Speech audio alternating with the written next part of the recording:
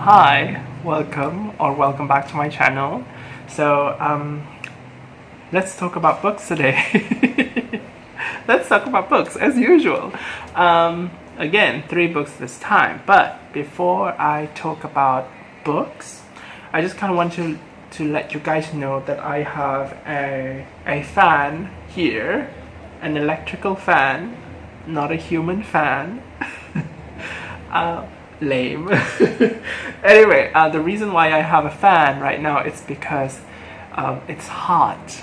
It's midday and it's hot and sunny outside, and if I don't have this fan, I will probably be like really sweaty and uncomfortable and annoyed and cranky and whatnot. But because I have this fan right now, that means there will also be this kind of like very likely there's constant hum in the background. So yeah, just in case if you guys feel a bit bothered by that or curious about that, it's this fan. And I hope that that hum does not really affect the sound quality of this video too much. It doesn't prevent, my voice from being clear enough.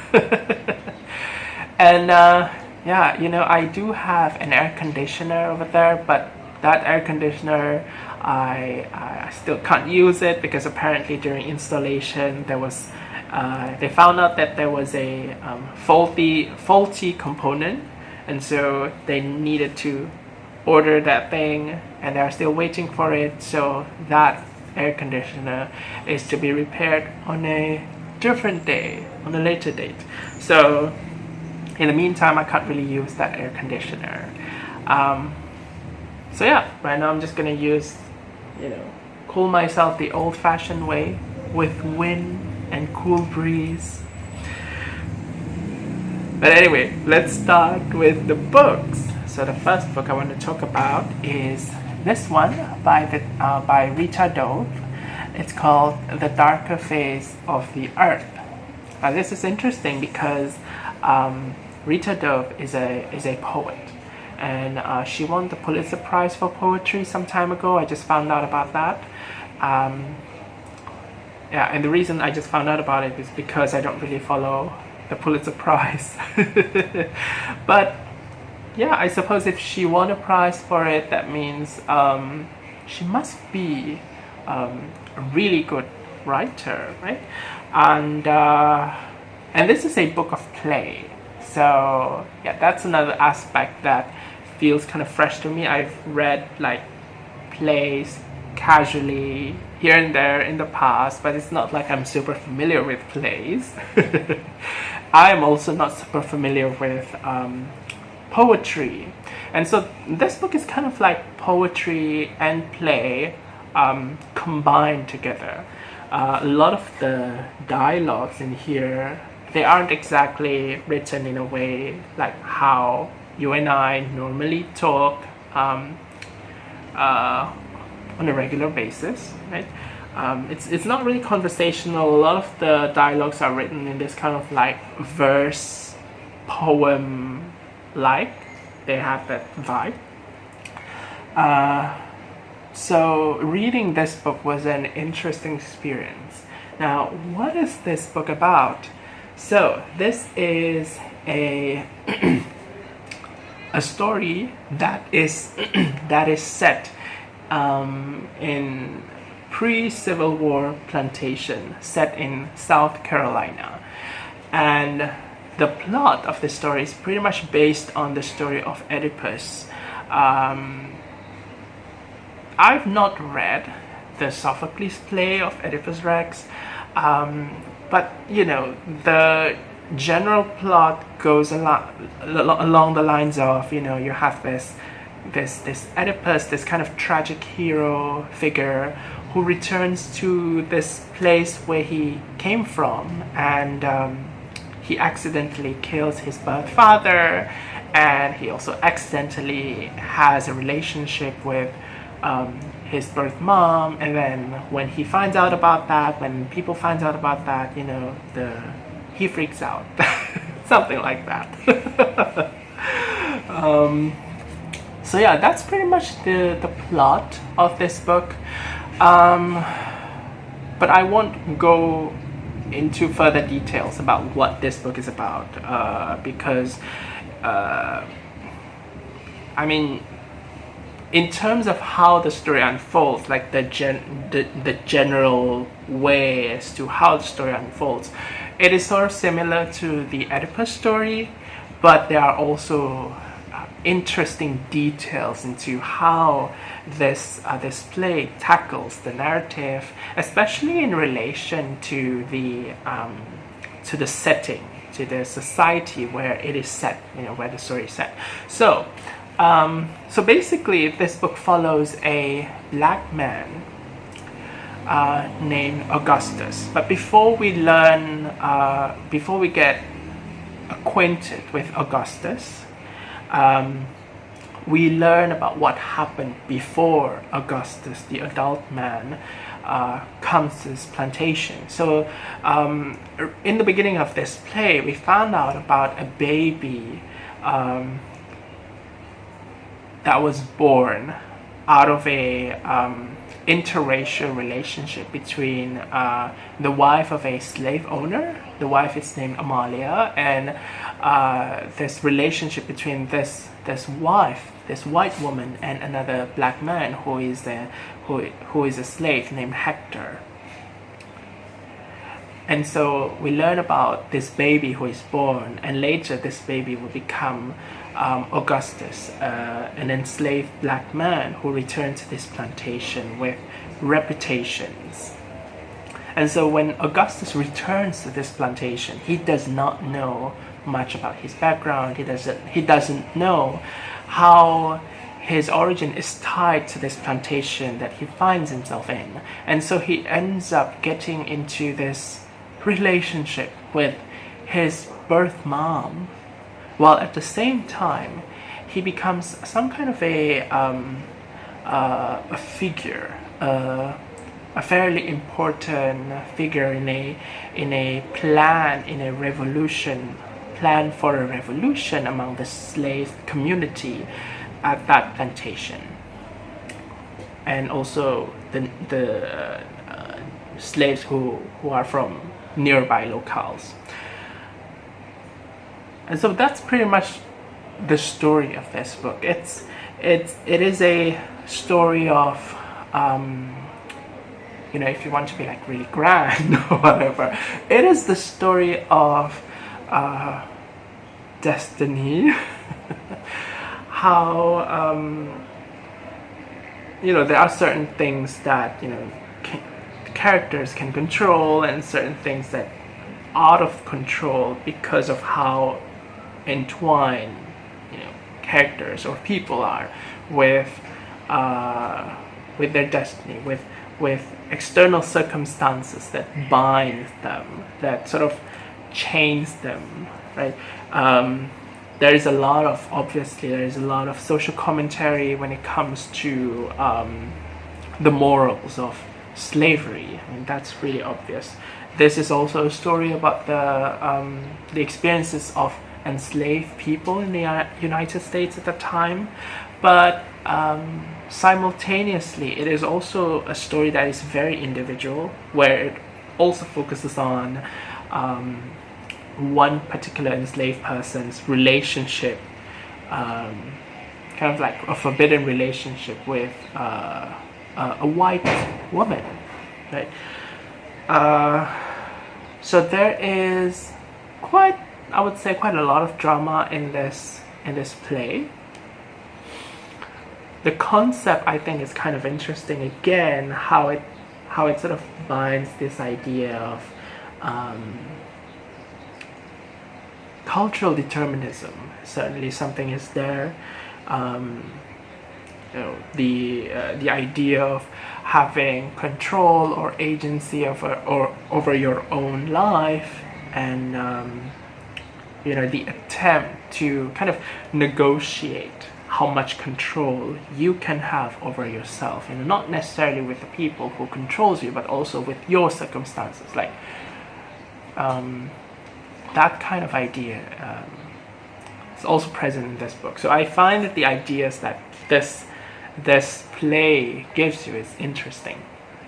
When it comes to enjoying the form of this narrative, it's a play, so I would say I'm at this stage where I'm not exactly sure how I should appreciate a play. So you guys out there who have read more on plays and stuff, how would you sort of appreciate, so to speak, plays? Like, how would you enjoy them? Because obviously plays are also meant to be performed by people, physical actors, so there are additional layers to them. Like, there are probably aspects of the story that is kind of lost if you just read them instead of versus when you watch people do the acting and how they act, those things, a lot of nuance is probably lost. But as far as when it comes to just reading the play, or just reading the story itself, there is one thing that I noticed, especially when it comes to this book, and also especially because this book was written by a poet, and with poems, again, not an area I'm very familiar with, but what I sort of feel when I do read poems is that obviously the words are much lesser compared to the prose. With prose you can be really descriptive, write really long sentences just to express something really descriptively, specifically. You can write one big wall of text to express what you mean. But with poems, usually it's more condensed. You're trying to convey something as powerfully as possible, but without that whole wall of text. So the real estate when it comes to word use is definitely different in poems, and because this is kind of a play that's written with a bit of that poetic vibe in it, there's a lot of condensed I would say condensed writing, right, where readers are sort of expect to at some places to kind of figure out what are the things that are not spoken, what are the things that are not revealed. So on one hand, I feel like there's that kind of something that you could enjoy from that book, especially if you enjoy reading something where the book just sort of asks you, or the book gives you something and kind of silently requests you to just figure things out for yourself. These are the clues, these are the words that I use. You fill in the blanks, connect the dots. But there are also aspects of this book, of this play, where I feel like certain holes are there, and there are holes to me. I'm not sure how I can connect the dots, and so they remain as holes. One of the characters in this book, the husband of the white woman, the slave owner, his characterization at the beginning of this play is, I mean, he's racist, obviously, but he's also this kind of aggressive, angry person, someone who is philandering. He doesn't respect his wife, he doesn't respect anybody, and he's this someone who you really hate. He just exudes this whole nasty vibe. But then when you get to the middle of this book, he somehow sort of disappears before that, between the I would say the beginning and also when he reappears at the middle.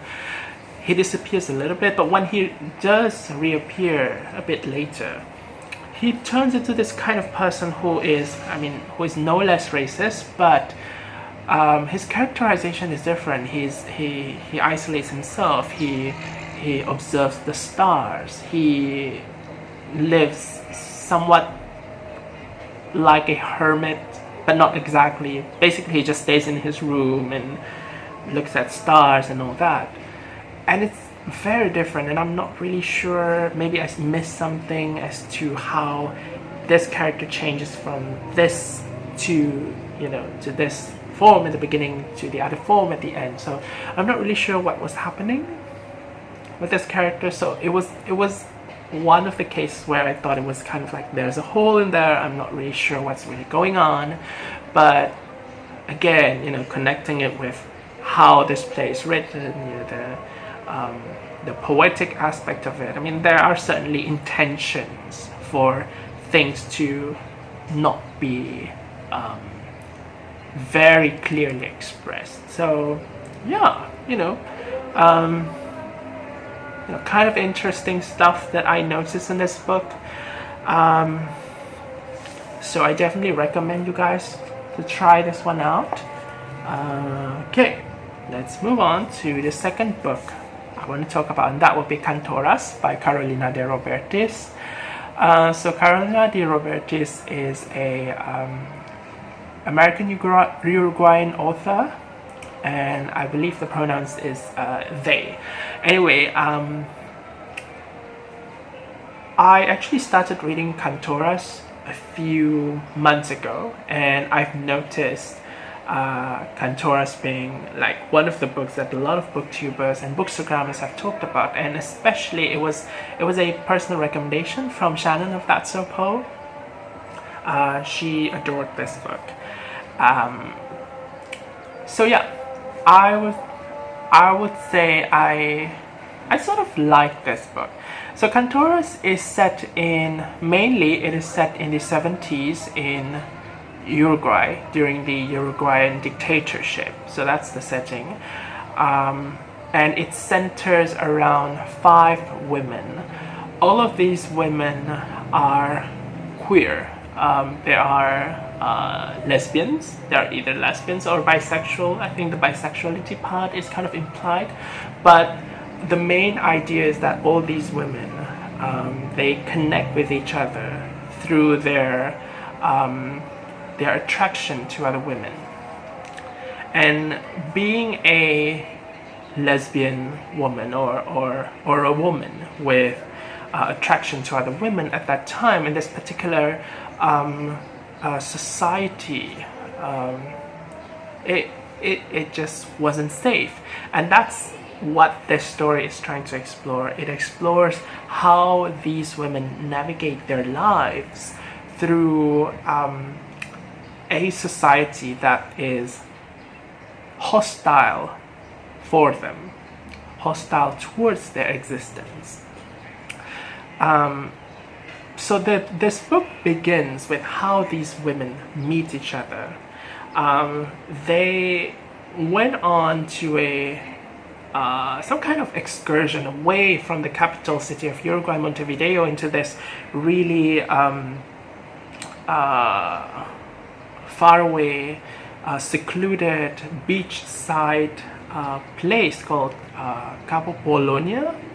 And here they sort of set up camp and spend like a few days with each other. And this would mark the point where they start to bond with each other. And this bond that they have with each other is something that they would hold on to in the later years of their lives. So this entire novel pretty much follows the lives of these women as as they navigate their own lives. But at certain point in their lives, they are going to meet with each other, check in with each other, giving support to one another, hang out with one another. So I would say this book has that kind of epic scope. The story spans many years, so it does feel somewhat epic. Although the way it is written is not exactly epic, but more focused on being intimate, focusing on the intimacy between the characters, and also fostering this kind of intimacy between the characters, the story, and their readers. And therefore, I would say one of the biggest strengths of this book is how it appeals to readers' emotions. One of the strongest aspects of this book is how it portrays this kind of tenderness that happens between these group of women. And also how this tenderness is kind of juxtaposed occasionally with the harsh realities that they find themselves in. Occasionally, they are going to find themselves treated really badly, either by the government or by family members because of their queerness. And when you have this kind of two aspects of things going side by side, I would say the effect is that it can sort of make, both sides to be strengthened, because now you have this like really strong contrast of set of events that happen in this book. And you're going to see something like that happening throughout. Either when these women are together with each other on scenes like that, or in scenes where these women are kind of just living their own life individually. The ending of this book I find quite nice. I really like the vibe of the ending of this book. I'm not going to say much about how the ending looks like because I don't want to get too spoilery. But something I like about this ending is that there is a sense of closure without trying to make everything all too neat. But there is a closure that I feel to be kind of satisfactory. Okay, one aspect of this book that I just didn't feel is up there is the voice of the book. I don't find the authorial voice in this book really strong. I'm not really sensing something that is like unique or fresh in terms of how the narrator's voice sounds like. At times, it can feel like this book is kind of like the anecdotal section of a non-fiction writing about the lives of queer women during the Uruguayan dictatorship, because there is something about the narrator's voice that is kind of impersonal or distant, that even though it does write those moments of tenderness and or harshness really well, like you feel strongly for the characters, but for the rest of the story it does feel a little bit distant, like a lot of explaining, a lot of describing. So it's not particularly strong in that department, and also because the story focuses on 5 different characters, 5 women. So it's an ensemble cast, and you'll get like sections where you focus on one particular character, right? That aspect, because it is all governed by this single narrator voice that I don't think is strong enough, it kind of makes these 5 women feel very similar to one another. I find that I had to like really read very closely into these characters in order to differentiate one character from another, because if I don't do that, all of these female characters, these women characters, they all sound the same. I'm thinking maybe if this book is written in a first-person format, where individual chapters focus on one particular character, they narrate their own story, and you have that like series of chapters where you alternate between narrators, maybe that would have been wonderful, because now we get to hear different characters talking about their own story, but with a specific voice, specific tone. Right now, the way this book feels is that everyone just kind of sounds the same, and everyone is described similarly. And so you don't really get this strong sense of individuality. And I think with especially with stories about queerness, individuality is something that is really important, I think. But yeah, what do you guys think? I know that a lot of people love this book, so I would love to hear more about your thoughts as well. I give this book 3 out of 5 stars. It is a nice book. It wasn't like wow for me, but I thought it was a nice book, and I love how the ending happened. 25 minutes! Oh my gosh, I'm talking a lot! Anyway, I want to talk about the last book. And I think I'm gonna spend a lot of time talking about this one as well. This is by Miriam Toews, Fight Night, my second Miriam Toews. So I asked on Instagram about, which book I want to read next. I had a poll on Instagram because of hashtag Own October. And a lot of people chose this, and that's why I'm reading it. I read this book. So, Fight Night is about 3 women, not women, 3 female characters who live together in Toronto, Canada. So we have the grandmother, 3 generations of women or female characters. The grandmother, we have the mother, who is a single mom, and we have the child. I think she's 9 years old. Her name is Swift. So Swift is the narrator of this book. And basically, the situation, this 3 generations of women, including Swift, this 9-year-old, so-called woman, 3 generations of female characters living together in a single home. So this novel is kind of like Swift's letter that is written to her absent father. And in this book, or in this letter, so to speak, she writes about her experience living with her grandmother and also her mother, who is expecting a child at that moment. And basically just all the little details, the minutiae of their lives, like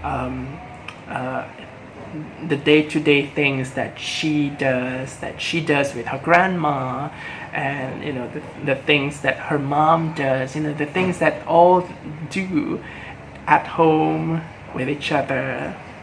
And also another detail to learn is that Swift has been expelled from school because of fighting, and so she pretty much spends her days at home with her grandmother, and she's homeschooled by her grandmother, albeit in a rather unconventional way. We also found out about how Swift's mother is an actress, and she's working on a play production, stage production. So this book does not really have a concrete plot, but rather it is about how Swift, this 9-year-old girl, I think she's 9-year-old. I might be wrong, but I think she's 9-year-old. How Swift just pretty much perceives things around her in relation to the things that she learned from her grandmother.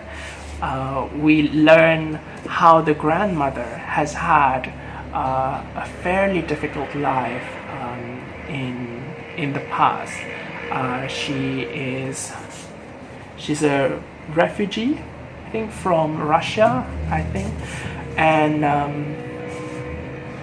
her life hasn't been very kind to her, but somehow the grandmother that we see right now talking to Swift, interacting with her, is the kind of person who is very lively, who is very optimistic, free, liberated in some way.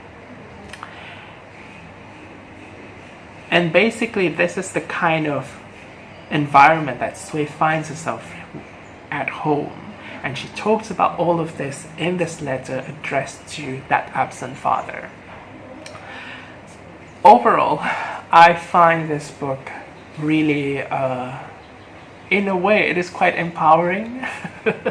It is inspiring. This book is called Fight Night, and one of the most frequent things that you're gonna see in this book is the occurrence of this concept of fighting, basically struggling in life.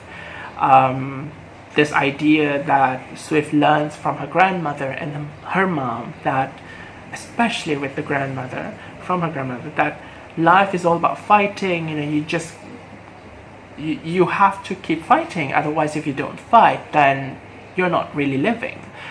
And we learn more about how these characters view this concept of fighting in life, not only through the grandmother's past, but also in the present, where basically they're living in this condition where the father is absent, the mom is working while at the same time being pregnant.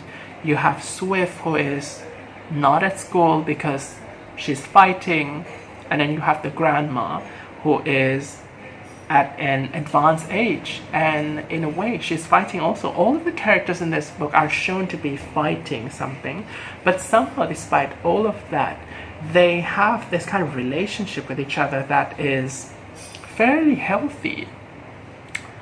And a lot of blurbs about this book talk about how it is heart-wrenching, how it is tender. I usually find, sometimes blurbs to be kind of misleading or whatnot, but I find that the blurbs for this book really fits the description of this book. It really fits with the spirit, with the soul of this book. And yeah, it is a very soulful book.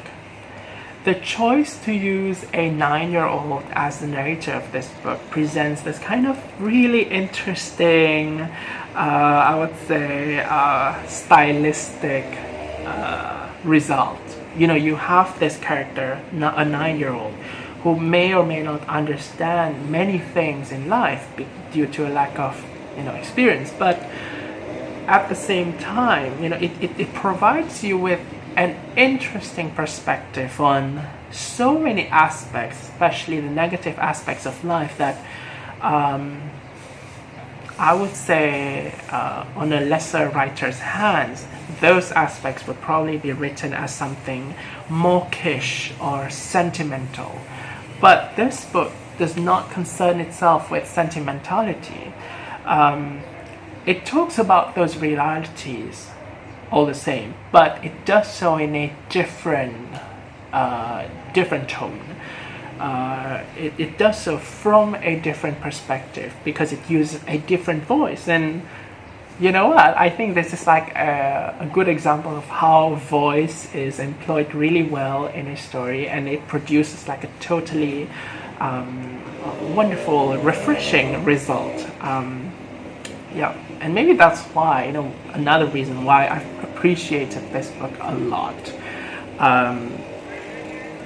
Sun Pass can get somewhat darkly humorous, kind of comical, but at the same time, this book can also get into the area where things really feels shitty, but because of the perspective on which those shitty things are looked at, it looks different to us.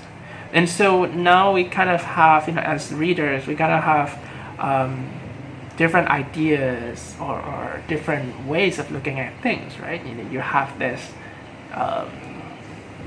perspective filtered through the protagonist or the narrator, but also we have our own perspective, take on things, and it makes this book feel really varied.